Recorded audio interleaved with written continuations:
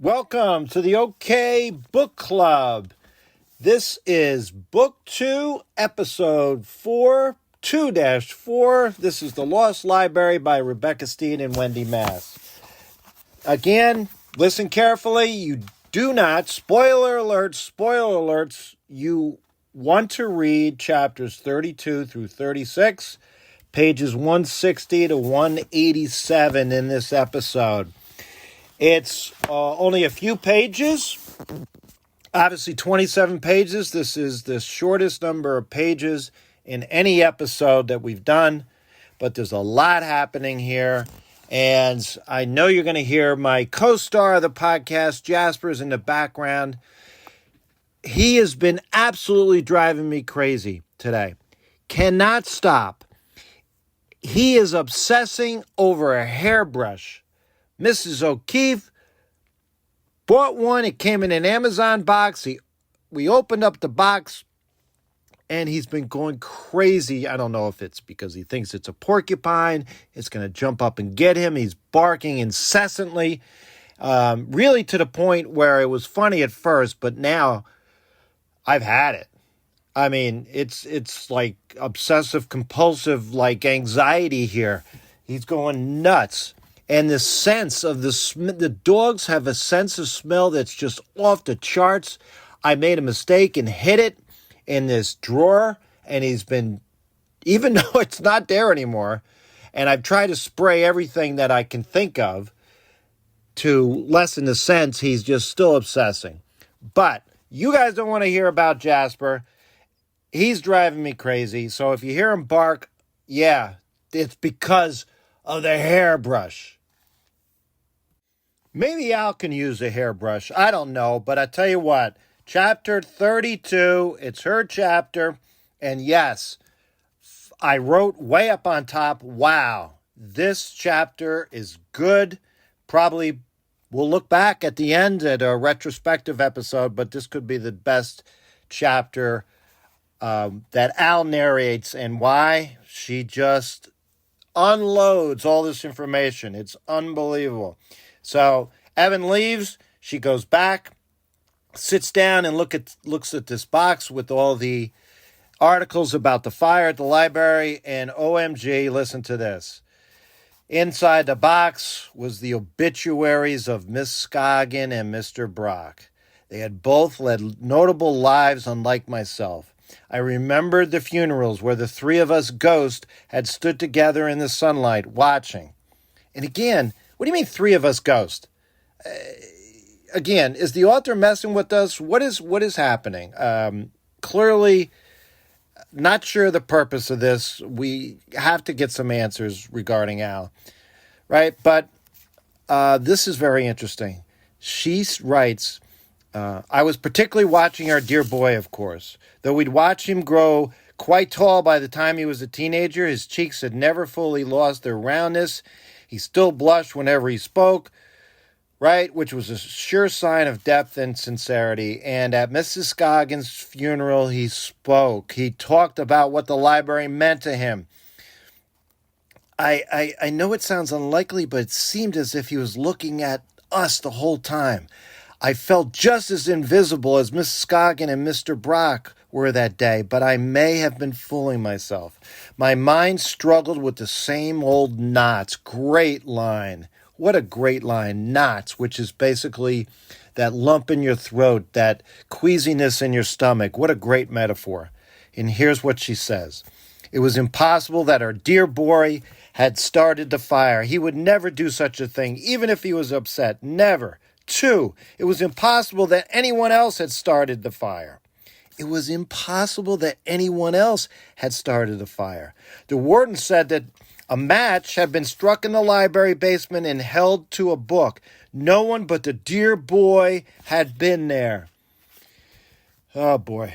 Speaking of boy, sorry about that. I remembered him that fateful evening, his head down and his ears bright red, hurrying down the basement stairs after Miss Scoggin let him have it. Criticisms galore. He hadn't changed the paper towel rolls in the bathrooms. He needed to remember to stand up straight and look people in the eyes. And worst of all, he'd misshelved some biographies in the fiction section. Can you believe this? A misfiled book was as good as lost. Didn't he know that by now? These were the criticisms from Mrs. Scoggin. By the time he got away from her, he was practically running. I had not let myself think about that day for so long. Friends, when something really is horrible, traumatic that happens in your life, if you're able to move on emotionally, you eliminate it from your consciousness, from your memory. You do your best because it just brings pain. So interesting, this chapter. So she goes back to servicing, helping. She gave cheese to Mr. Brock. She gives her tea to Miss Scoggin. She's hanging out here. I guess she's real. I guess she's not. But nevertheless, they're hanging out here. And listen to what Miss Scoggin said. She shook her head. I shouldn't have yelled at him, she said. He was a good boy. She covered her librarian pin with one hand. And listen to this. You're not going to believe this. I may have referenced this before because, I don't know, maybe I didn't, but listen to this. Why is she called Al? She talks about Miss Scoggin having her pin that says librarian. Mine, her pin, says Al, in parentheses, for assistant librarian, which Miss Scoggin said had too many letters to fit. That's why her name is Al. She's the assistant librarian. And what was the boy's name? His name was Edward, and his said intern. That was his name, our dear boy. It was Edward. He liked to call me Al. So we're putting two to two together. Edward is Evan's dad. Edward was the boy, and by all accounts, it looks like he started the fire. We get into chapter 33. Evan's best chapter. Dad! Evan wasn't even in the house yet. He was shouting from the driveway. Dad! His father's worried face appeared at the other side of the cellar window near Evan's feet. Dad! I know about the library. I know what everyone thinks about you. That you... He couldn't make him say it. His dad's face went away. 10 seconds later, his father banged out through the screen door with hard eyes and blotchy cheeks. Who told you that? No one told me. I figured it out myself. He held up How to Be a Mystery Novel. Everyone thinks you set that fire, don't they? But I know what to do. I think I know who did it. Slow down. Start at the beginning. There's Jasper. Yeah, he's excited about this too. Why won't you talk to me? Evan started to cry, which he had not expected. Jasper is... Nope. It's the book, Jasper. It's not the hairbrush. It's the book that's now driving him crazy, apparently. He's so excited about what's going to happen here with Evan and his father. And here... I'm almost going to be reading verbatim. This is the most exciting, thrilling, really interesting moment in the book because you find out so much. These big questions you've been asking. Who started the fire? And here is what happened after Evan started to cry. His dad's face changed. His shoulders relaxed. I guess I haven't known how to talk about this with you. Let's go sit on the rock. He reached out, took Evan's hand, and led the way around back to the big rock Evan's grandmother had named the Rock of Truth when his dad was little. It was still warm from the sun. Upsetting you? Evan is the last thing I wanted. I didn't set the library fire. I did not. But I'm pretty sure... people still think I did. I was there that night and I was questioned by the police several times. It's not something I like to think about. I guess I hoped you would never hear about it, but that was unrealistic. He smiled a little.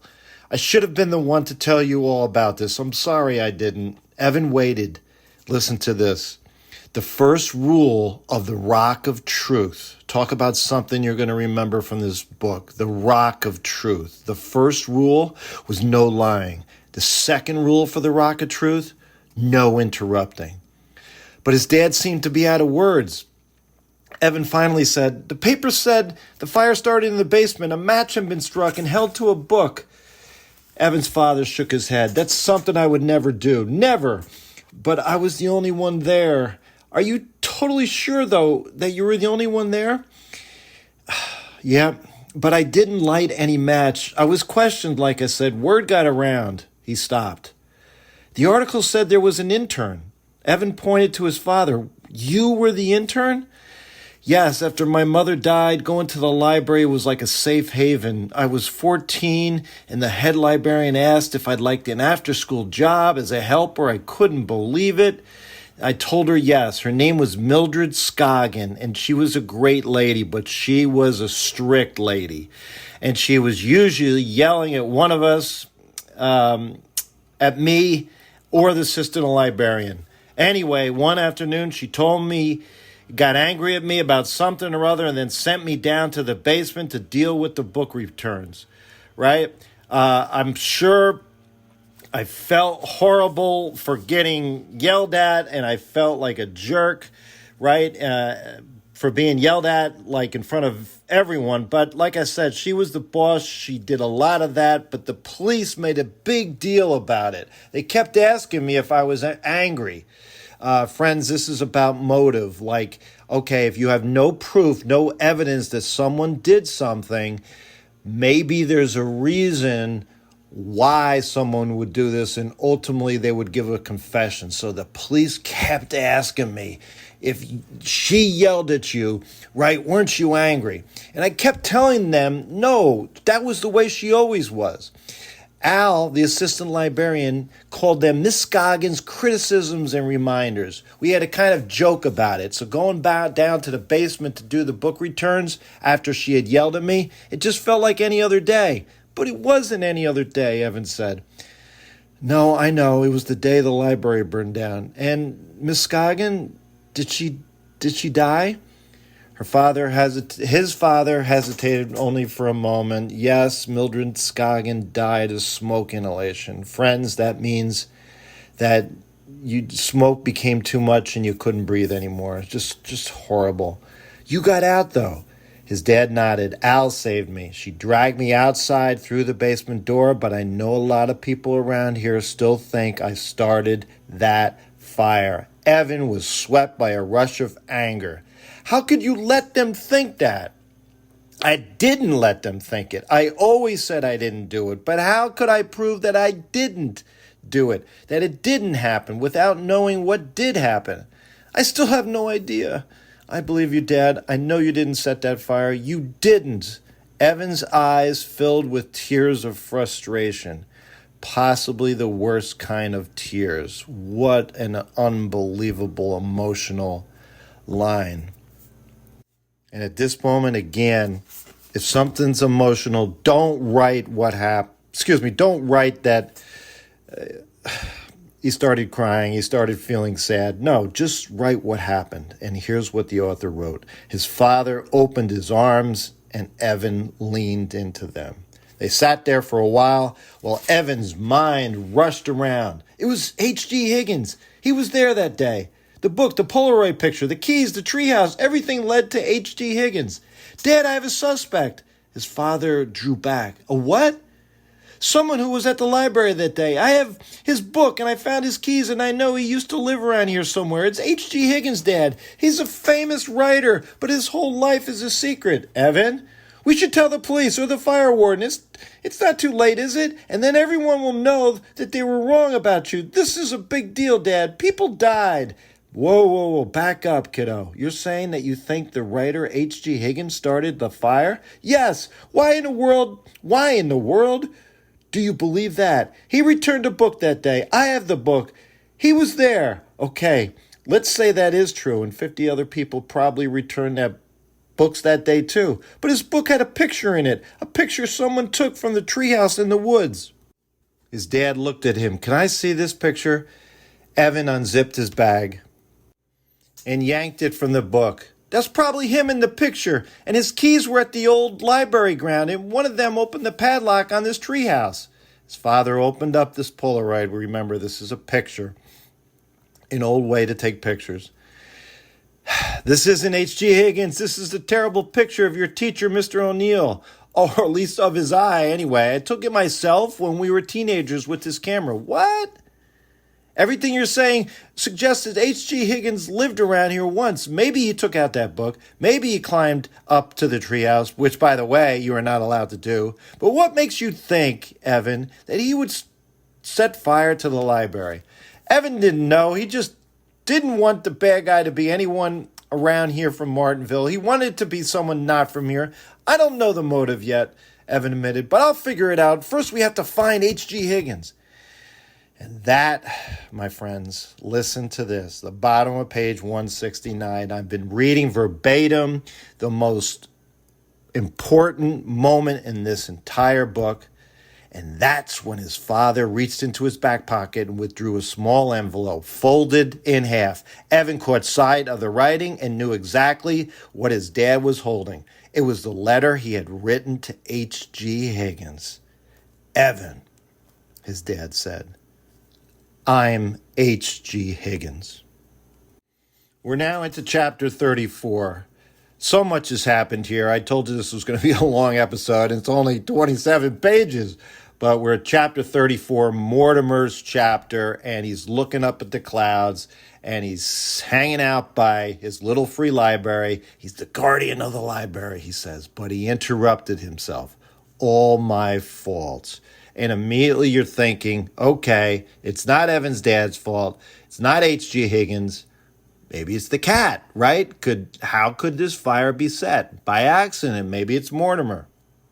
And as we get into this chapter, we just learn random facts. He's talking to the mice, right? The mice are introducing himself to them. Well, Mortimer, that's his real name, but other people call him Goldie, Sunshine, Buffy, or Dear Cat, or the Six-Toed Grouch, right? But here's what's interesting. He keeps thinking about Petunia. He's talking to the mice. And something important is happening here. One of the mice is Fred. And Fred is telling Mortimer about all these other cats, the Gray Horror, right? And the Striped Destroyer. It's funny, they're giving him all these nicknames. And then there's this six-toed monster, right? And Mortimer's he's thinking this could be Petunia. He's convinced that she is the six-toed monster, and she is in Granville. So he's going to head out there, and he wants Fred to bring back all of his mice friends, right? And so as we head into chapter 35, right, the night of the fire, he's thinking about the night of the fire. He's the guardian of the library, he tried to tell himself. Not quite, his heart said, but because what he was guarding was not the library. Mortimer was guarding a secret.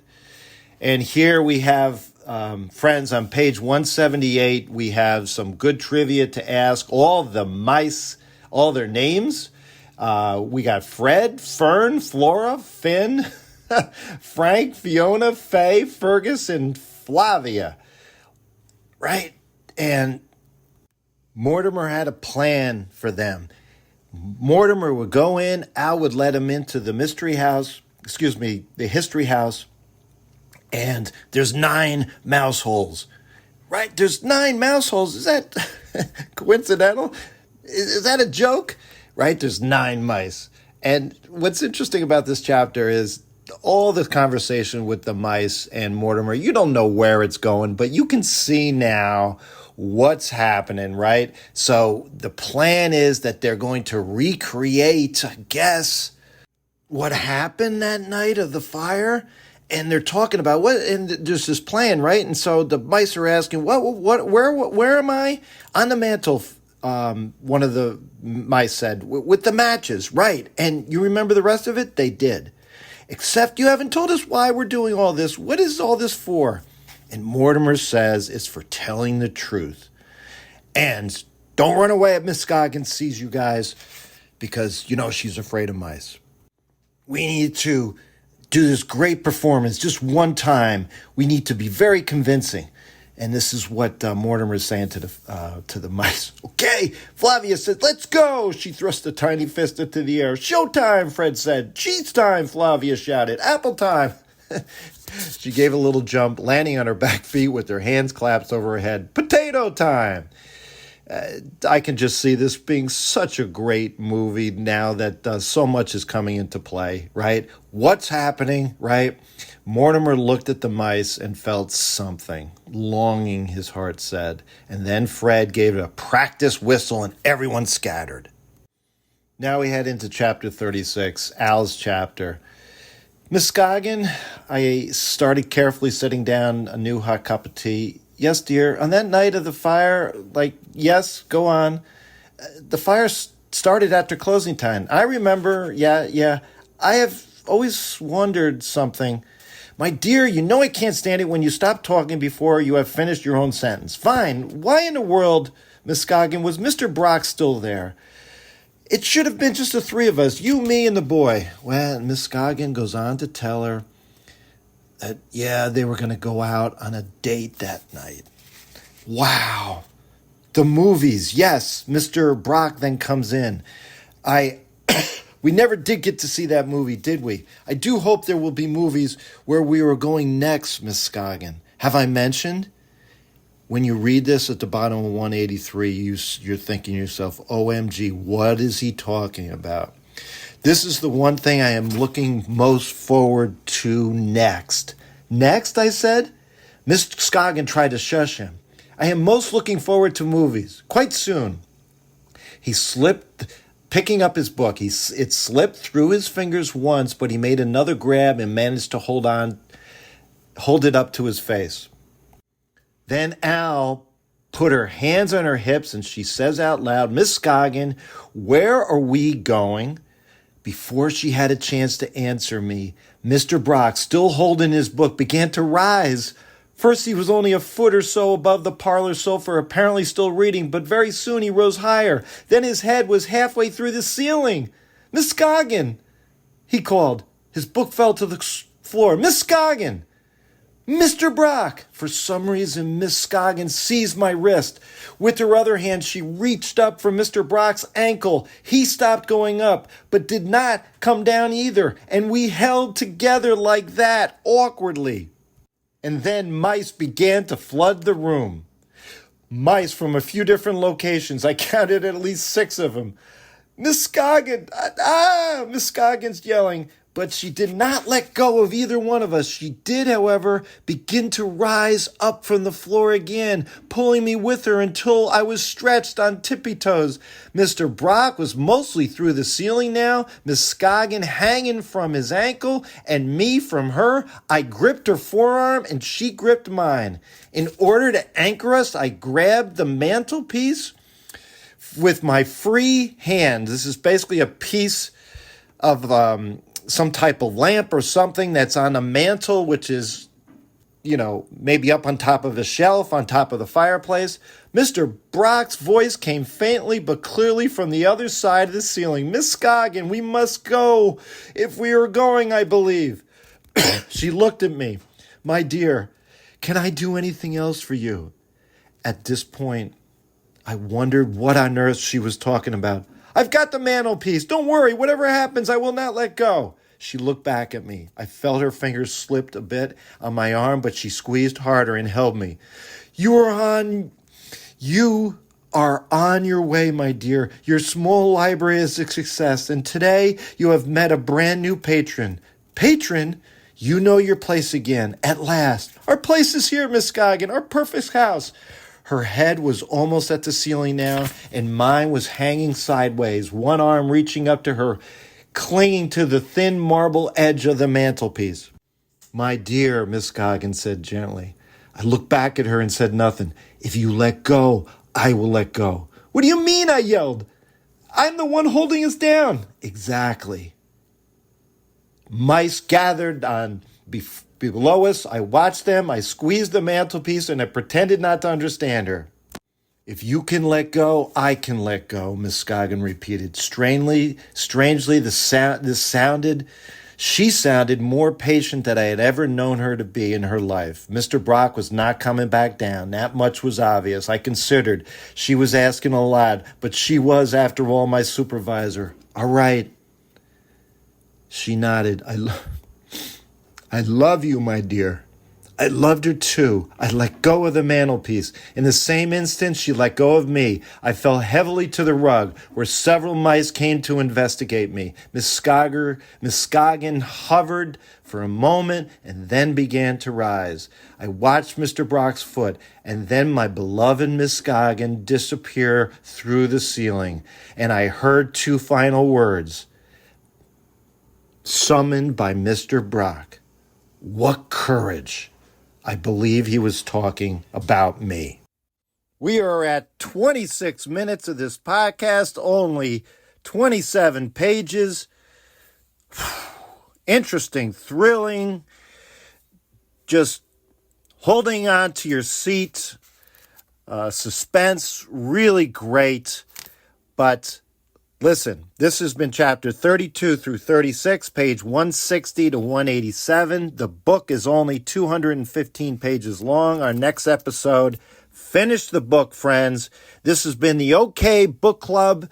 We will have plenty more to digest about what's happened, talk about what happens here at the end of the book, and look back and with the retrospective episode. So much to come. Happy reading, my friends.